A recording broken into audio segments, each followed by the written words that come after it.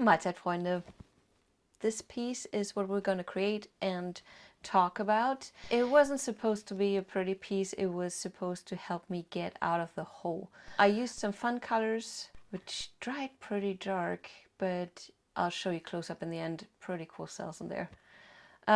Let's just get right to it. So I will start with an old canvas. I already poured on it. I didn't like the outcome. It's a little lame. And before I pour over it,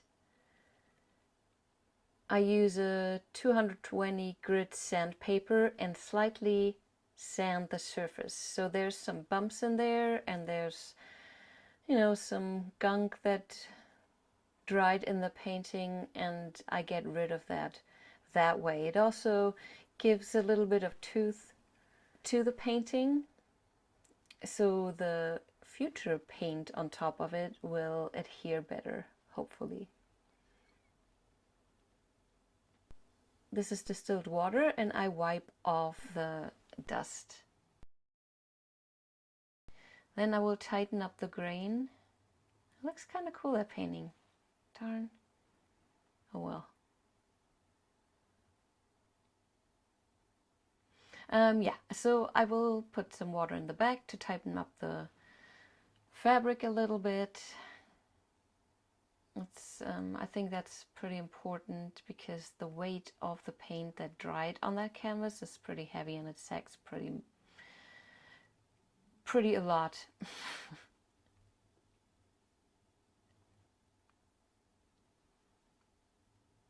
That is a 16 by 20 inch canvas, and that's how I put it on my baby spinner. I don't use anything to adhere it or to bind it to the spinner so it doesn't fly off. I rarely have a canvas fly off. It happens on newer spinners, but I have a decent layer of paint on top of my spinner that really does not hurt the performance at all. It actually makes it better because it's heavier. Yeah, like I said, I needed something different. This is nickel azo gold. That always brightens me up, brightens the paintings up. And I do aim for negative space. Not too much. I want to do a lot of things, and the bad things about negative space paintings is you can't do much. You really need to be so minimal that, you know, it's done in 5 seconds. This here is gilded. This, today when I edited, it's the 12th, so today is the release date for the new pigments, and gilded is one of them. A beautiful gold, seriously. It's not taken over, but it's super shiny. Yeah, really like it. That was teal by Golden. And then I add another new release piggy, and that's aquamarine. And I'm looking at the dried painting right now, and holy cow, the combination of the teal, the aquamarine, and this Prussian blue is so cool. Seriously amazing.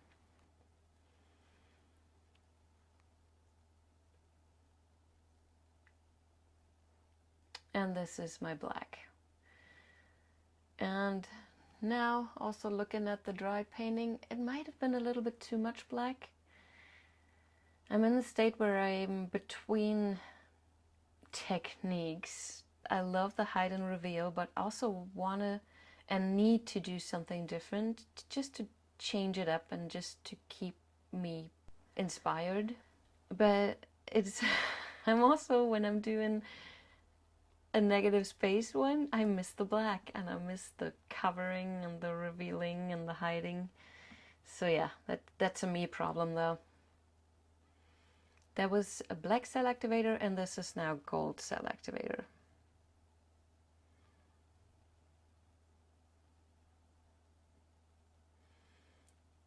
First I chose the black. This is the blue Boom Gel, and last second I knew it was a lot of blue and it was a lot of black, so I thought that yellow would brighten it up a little bit more, and the black would have just made it more black, as would the Melanek ring crab tree ring blue. I don't remember the name, sorry. Swiping over it, as you can see. Now it's playtime.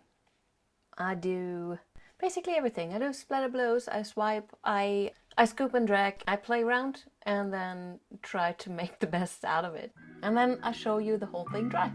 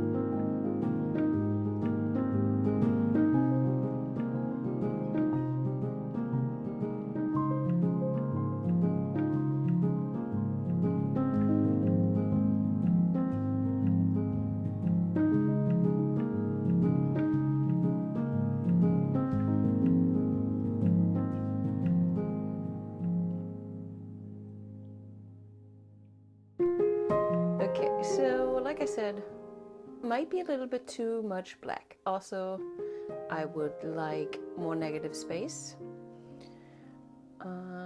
Because everything down here is a little bit confusing and distracting, isn't it?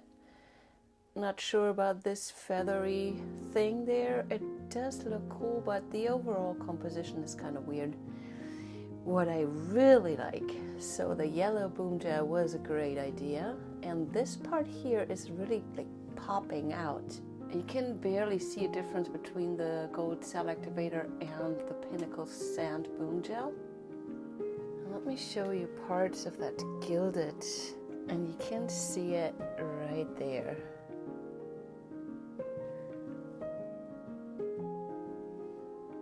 My favorite part is this splatter here.